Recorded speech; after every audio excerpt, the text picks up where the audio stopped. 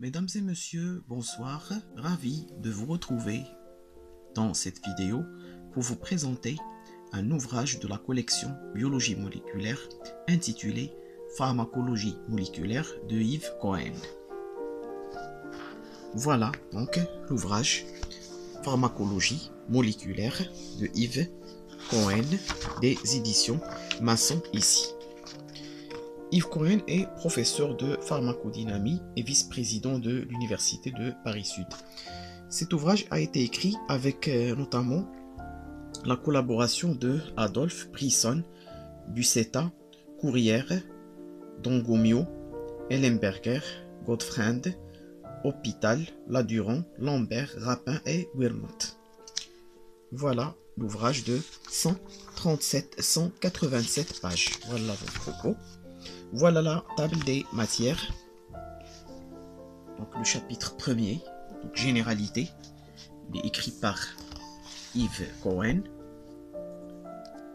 Donc l'introduction, l'avance des sciences exactes, les réactions enzymes-substrat, les réactions agonistes-récepteurs. Chapitre de la physico-chimie moléculaire, donc les distances, les angles de liaison, les volumes des atomes, les facteurs structuraux. L'isomérie, la conformation des molécules flexibles, l'encombrement stérique, les liaisons et les interactions, les liaisons covalentes notamment, ioniques, ions dipôle et dipôle-dipôle. Chapitre 3, la relation entre l'activité et la structure par Buceta et Hôpital, donc l'affinité et l'activité, la relation plutôt structure-affinité, étude de la relation structure-activité en série oestrogène, donc, notamment le stradiol et le diéthyl cibestrol, DES, le diéthylcibestrol et le triphényléthylène, le cyclophényl et le stradiol. Le chapitre 4, la pharmacologie quantique par Philippe Courrière, donc la possibilité de la pharmacologie quantique, la chimie quantique, les postulats de chimie quantique, l'équation de Schrödinger et sa résolution, les indices de structure, les applications de la pharmacologie, les cartes d'énergie conformationnelle, les potentiels, bien sûr, d'énergie et réactivité chimique, la structure électronique et la cancérisation chimique, et les limites, bien sûr, de la pharmacologie quantique. Voilà donc les méthodes biologiques de la pharmacologie moléculaire, notamment la microscopie électronique, la microcinématographie, la microscopie photonique, la cytochimie, l'autoradiographie, les méthodes de cinétique cellulaire, de culture cellulaire, les microscopies électroniques à transmission et à balayage. Ici donc les liaisons des médicaments aux protéines, classement des méthodes physico-chimiques, traitement des résultats expérimentaux, les méthodes classiques comme la dialyse, la diafiltration et l'ultrafiltration, l'ultracentrifugation, la filtration sur gel de polysaccharides, électrophorèse sur support, notamment le marquage radioactif, les substitutions chimiques et les affinités compétitives, donc les méthodes spectroscopiques, ultraviolet, en dichroïsme circulaire, optique et magnétique, spectroscopie infrarouge, la résonance magnétique nucléaire et la résonance paramagnétique électronique. Aussi les interactions des effecteurs cholinergiques avec les récepteurs de l'acétylcholine, les récepteurs des catécholamines en chapitre 8, les médiateurs et les faux médiateurs noradrénergiques et les récepteurs opiacés et neuroleptiques, et enfin le chapitre 11, les récepteurs digitaliques. Voilà donc quelques extraits de l'ouvrage. Physico-chimie moléculaire ici. Voilà. Liaison et les interactions. Liaison ionique ici. Liaison par transfert de charge, liaison hydrogène, dipôle, dipôle, dipôle charge, les interactions de Van der Waals, les interactions hydrophobes, et ainsi de suite. La relation structure-activité ici.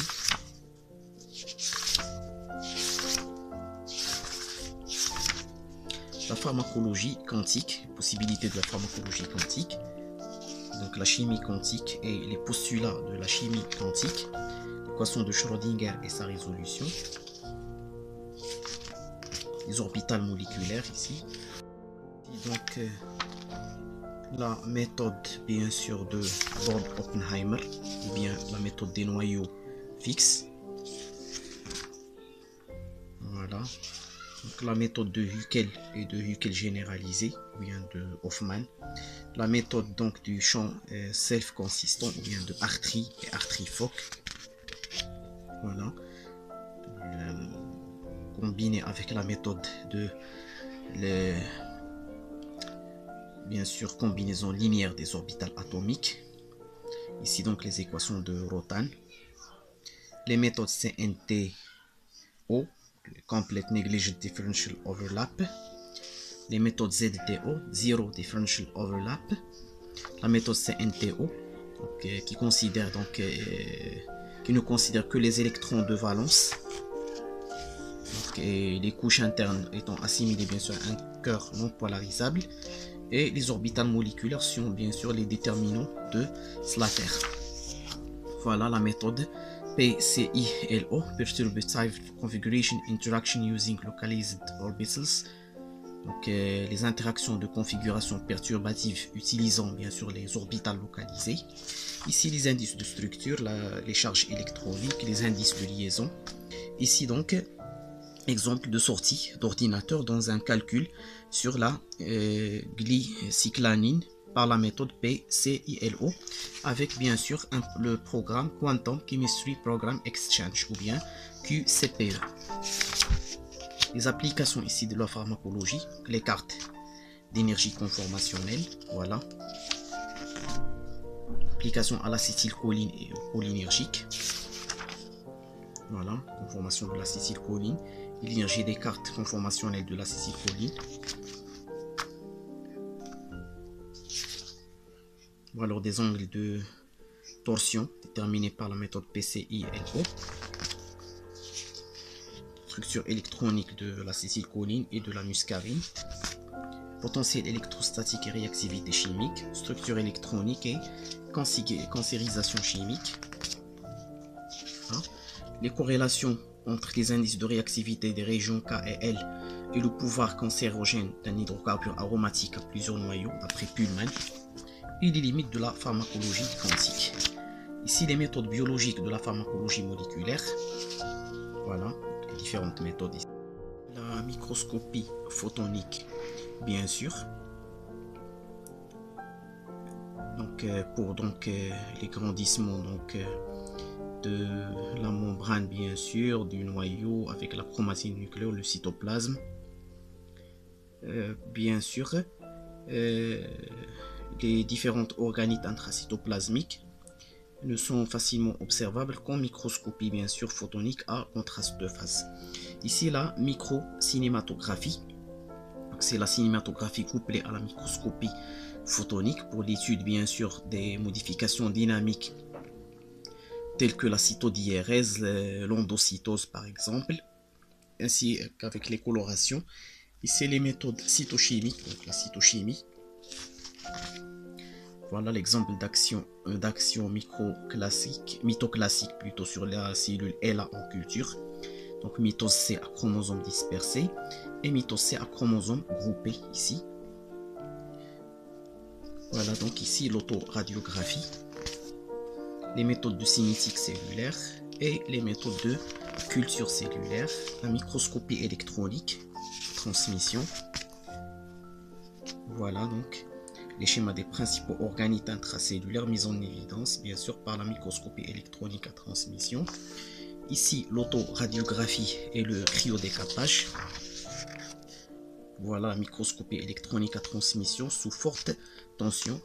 Ici l'ultrastructure de la membrane apicale de l'épithélium de la vessie urinaire du grenouille avec 100 000 fois de grandissement. Ici la microscopie électronique à balayage. Le chapitre 6, les liaisons des médicaments aux protéines, traitement des résultats expérimentaux et le classement des méthodes physico-chimiques, les méthodes de détermination bien sûr de la concentration du médicament libre, les méthodes qui comparent donc le médicament et le complexe protéine-médicament bien sûr, et les méthodes qui comparent la protéine et le complexe protéine-médicament. Aussi donc les méthodes classiques de la biochimie des protéines, ou notamment les méthodes de la spectroscopie différentielle pour séparer les différences fines entre les spectres des deux états du médicament, c'est-à-dire l'état libre et l'état complexé avec bien sûr une protéine. Voilà. Ici, donc les méthodes de séparation, la dialyse, la difiltration et l'ultrafiltration, l'ultracentrifugation, filtration bien sûr sur gel de polysaccharides. Voilà une cellule d'ultrafiltration ici selon Glatt. Voilà les modalités bien sûr de passage sur colonne de Cefadex G25 de l'adrénaline, marquée bien sûr par le carbone 14 radioactif, et mélangé au sérum sanguin à l'extrait protéique du cœur, du surrénal et de foie. Voilà l'électrophorèse sur support et les méthodes auxiliaires comme le marquage radioactif des médicaments de molécules, les substitutions chimiques, les affinités compétitives, donc la spectroscopie en ultraviolet, la spectroscopie du dichroïsme circulaire magnétique et la spectroscopie en lumière infrarouge, ainsi que la résonance magnétique nucléaire et la résonance paramagnétique électronique. Ici donc le spectre RMN du proton de l'adrénaline en solution, avec adjonction bien sûr de quantité croissante de la séromalbumine humain. Ici donc les méthodes d'association entre les protéines transporteuses d'ADP de la bicouche lipidique dans la membrane interne des mitochondries. Conclusion, donc les interactions des effecteurs cholinergiques et les récepteurs de l'acétylcholine.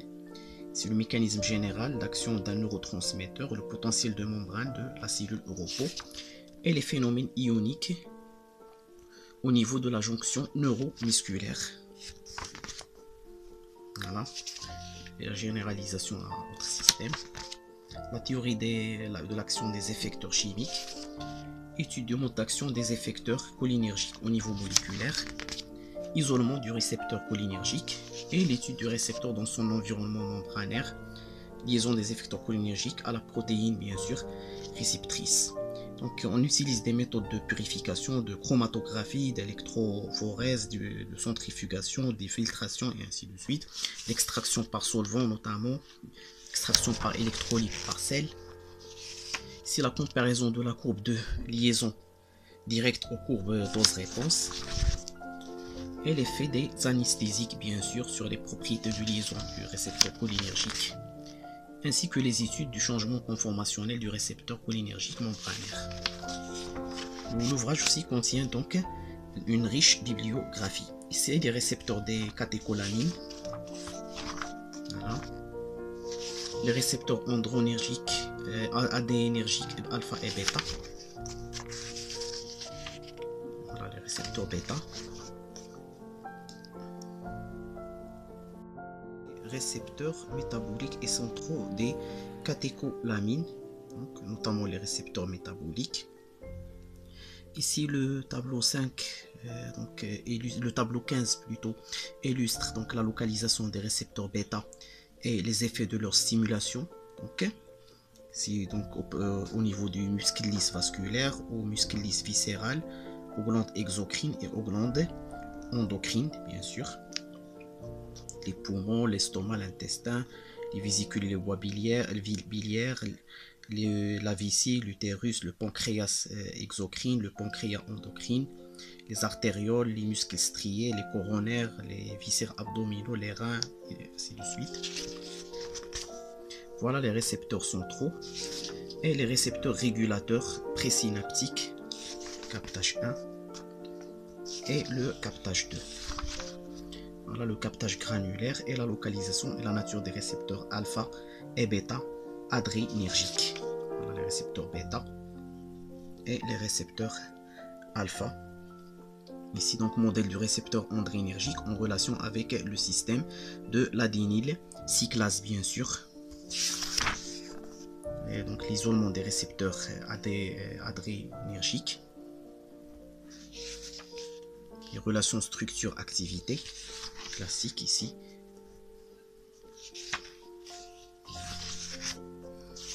Les adrénolytiques alpha et les adrénolytiques bêta, ainsi que les structures bien sûr tridimensionnelles, les angles de torsion des catécholamines calculés par la mécanique moléculaire, la méthode de la mécanique moléculaire.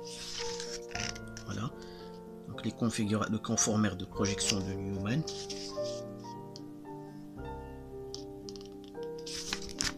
Et le chapitre 9, sur ADC, la bibliographie. Chapitre 9, les médiateurs et faux médiateurs noradrénergiques. Leur caractère ici, la distribution, l'étude de la fixation neuronale. Le schéma donc du synapse noradrénergique.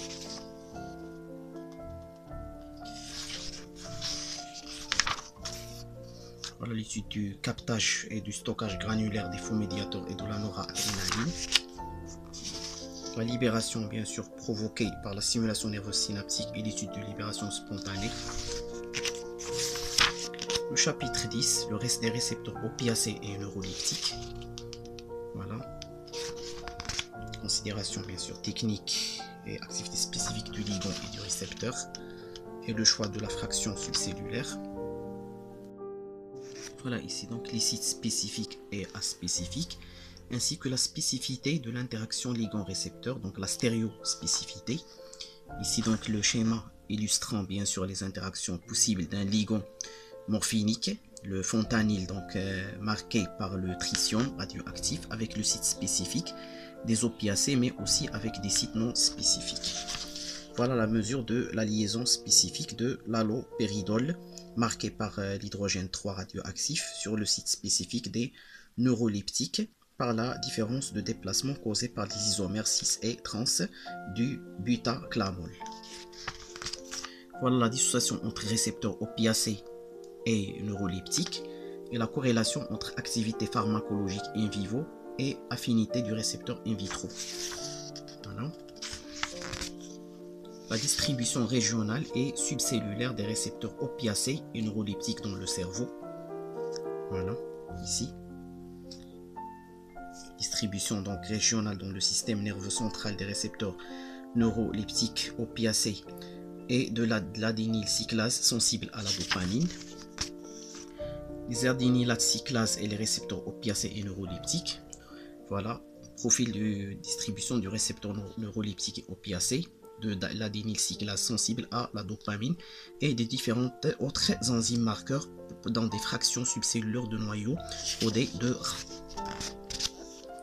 Voilà ici le schéma illustrant l'hypothèse de Sharma et ses collaborateurs qui permet d'expliquer les phénomènes de tolérance, de dépendance physique et d'abstinence sur la base d'un changement du niveau de l'AMP cyclique et de l'adénylate cyclase.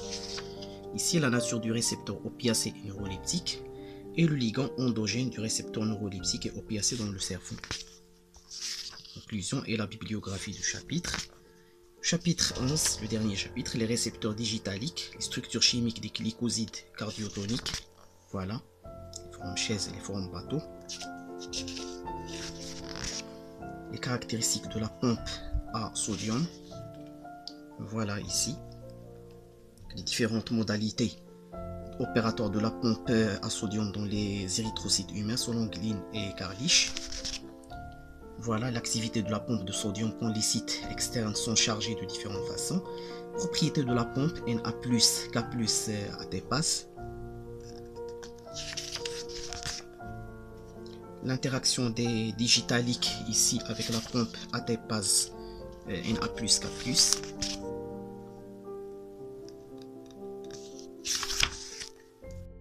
Bien sûr des hétérosides cardiotoniques au cœur isolé.